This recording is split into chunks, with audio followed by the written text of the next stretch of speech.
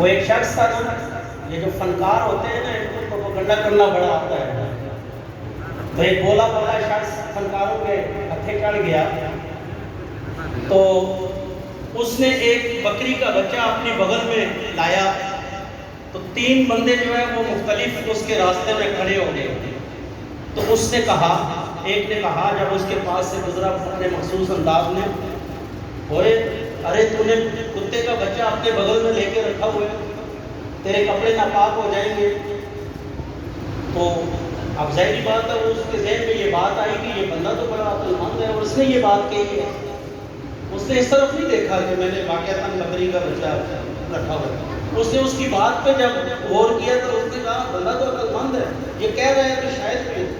اب تھوڑا آگے گیا تو اگلے والے نے اپنے مخصوص انداز میں اسے یہی بات کی، ارے تو نے کتے کا بچہ جو ہے بغل میں لیا ہوا ہے. اب اس کا جو ذہن اور منتشر ہوا اور اسے اور شک ہوا، اس نے کہا کہ شاید یہ بندہ بھی عقل مند ہے، یہ کہہ رہا ہے. اب تیسرے بندے کے پاس گیا، جب اس نے کہا تو اس نے وہ بکری کا بچہ پھینک دیا. اس نے کہا واقعتاً یہ کتا ہی ہے. تو آج بھی اسی طرح پروپیگنڈے کے تحت جس وقت حضور اقدس صلی اللہ علیہ وسلم مدینہ میں گئے تو 3 قبیلے یہودیوں کے تھے، بنو نذیر، بنو قینقاع اور یہ تیسرا قبیلہ جو ہے میرے ذہن میں نہیں. یہ 3 قبیلے جو تھے یہودیوں کے، یہ قبیلے وہاں آباد تھے. اللہ کے نبی صلی اللہ علیہ وسلم نے انہوں نے اہل عرب پر جو ہے نا حکمرانی کر رکھی تھی. اللہ کے نبی صلی اللہ علیہ وسلم نے ان 3 قبیلوں کو اور مشرکین کو ایک معاہدے کے تحت اس جگہ رہنے کی اجازت دی تھی. تو ان یہودیوں میں ظاہری بات ہے حضور صلی اللہ علیہ وسلم کے زمانے میں احد کی جو لڑائی ہوئی، غزوہ احزاب ہوا، جو اسی کی کڑی ہے. انہی لوگوں کی سازشیں ہیں کہ یہ لڑائیاں ہوئی. اور اسی طرح کرتے کرتے کرتے حضرت بکر دور کا، حضور صلی اللہ علیہ وسلم کے بعد ابوبکر صدیق رضی اللہ تعالیٰ عنہ کا دور مختصر تھا. اس کے بعد عمر فاروق رضی اللہ تعالیٰ عنہ کا دور آیا. حضرت عمر فاروق تو پھر عمر فاروق تھے، حضرت عمر فاروق تو عمر فاروق تھے نا. انہوں نے اپنے دور حکومت میں یہودیوں کو جتنی مار دی، تو یہ اسی کا نتیجہ ہے کہ حضرت عثمان رضی اللہ تعالیٰ عنہ کے دور میں عبداللہ ابن سبا یہ یہودی تھا، یہ اسلام اس نے قبول کیا اور منافقان جو ہے وہ اختیار کیا، اور مسلمانوں کی صف میں داخل ہو کر مسلمانوں کو جو ہے نقصان پہنچانا شروع کیا. تو اسی طرح اس نے حضرت عثمان کو شہید کروایا رضی اللہ تعالیٰ عنہ کو.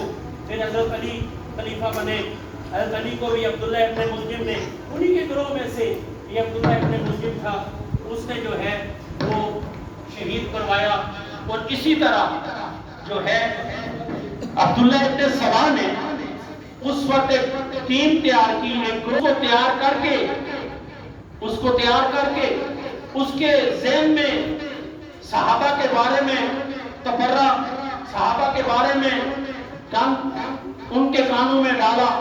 جس طرح میں نے کہا نا وہ پروپیگنڈا، وہ مثال پہلے دی، کسی طرح پروپیگنڈا کر کے ان لوگوں کے ذہن میں ڈالا. اور نعوذ باللہ اللہ کے نبی صلی اللہ علیہ وسلم کو بھی کئی مرتبہ شہید کرنے کی کوشش کی. اور اللہ کے نبی صلی اللہ علیہ وسلم کی جو انتقال ہوا، آپ نے سنا ہوگا کہ ایک یہودی نے جو ہے آپ صلی اللہ علیہ وسلم کو زہر دیا تھا. اسی زہر کے اثر کی وجہ سے کچھ عرصے بعد اللہ کے نبی صلی اللہ علیہ وسلم وفات پائی. اللہ کے نبی صلی اللہ علیہ وسلم اس دنیا سے پردہ فرما گئے. یہ اسی کی چال تھی. اور کرتے کرتے کرتے آج تک وہ چال چلی آ رہی ہے. صحابہ پر تبرہ ہو رہا ہے، صحابہ کو جو ہے تو یہ کہا جا رہا ہے کہ سارے مرتد ہو گئے تھے، سارے کافر ہو گئے تھے، چند ایک جو ہے وہ تھے. یہ اسی عبداللہ ابن سبا کے بعد جو ہے یہودی کا ٹوٹا موٹا جو ہے وہ اسلام لے کر آیا اور مسلمانوں میں کی صف میں داخل ہوگا جو اس نے یہ پروپیگنڈا کیا، جس کی وجہ سے یہ آج تک نقصان ہو رہا ہے. ان لوگوں کی تو آپس میں بڑی محبتیں تھیں. علی رضی اللہ تعالیٰ عنہ کے بارے میں آتا ہے، وہ فرماتے کہ میں ایک مرتبہ رات کو سویا ہوا تھا تو مجھے خواب میں اللہ کے نبی صلی اللہ علیہ وسلم کا دیدار ہوا. اللہ کے نبی صلی اللہ علیہ وسلم کی وفات کے بعد میں دیکھتا ہوں کہ اللہ کے نبی صلی اللہ علیہ وسلم نماز پڑھا رہے ہیں، میں بھی پیچھے نماز ادا کر رہا ہوں۔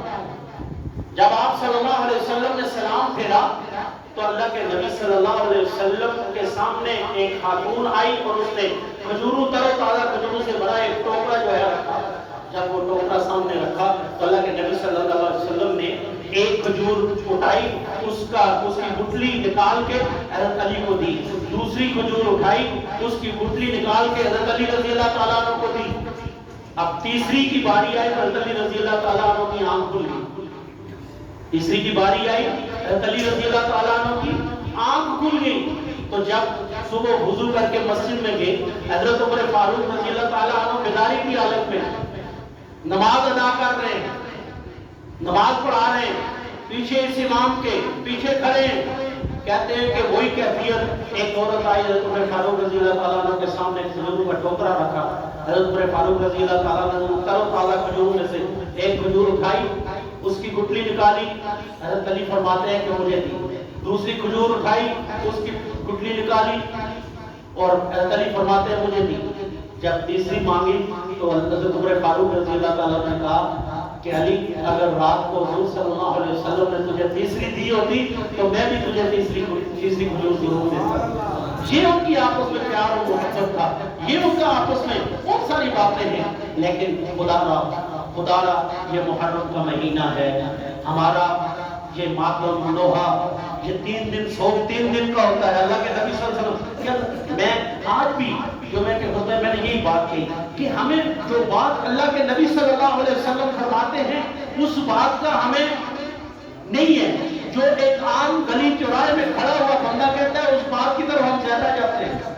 تو جو بات سنت ہے، اگر اس طرح نو اور ماتم کرنا جائز ہوتا تو پھر حضرت عثمان سب سے زیادہ اس چیز کے مستحق، حضور صلی اللہ علیہ وسلم کی یوم وفات کا دن تھا، خلفائے راشدین کی وفات کا دن تھا، لیکن یہ چیزیں بالکل ان میں جانا، ان کو اپنانا، ان کی طرف توجہ کرنا، یہ بالکل یہ پروپیگنڈے کے تحت ہمارے بولے والے سنی مسلمانوں کا ذہن جو ہے وہ خراب کر کے، منتشر کر کے ان کو جو ہے وہ ان کے ذہنیت کو خراب کر رہے ہیں۔ اس لیے برادرہ اپنے علماء سے پوچھیں، اپنے علماء کے پاس جائیں اور صحابہ کی آپس میں محبتیں، پیار محبتیں جو ہے وہ بیان کریں۔ اب میں اپنے برادر محترم حضرت مولانا ذیشان حیدر صاحب جو اللہ نے ان کو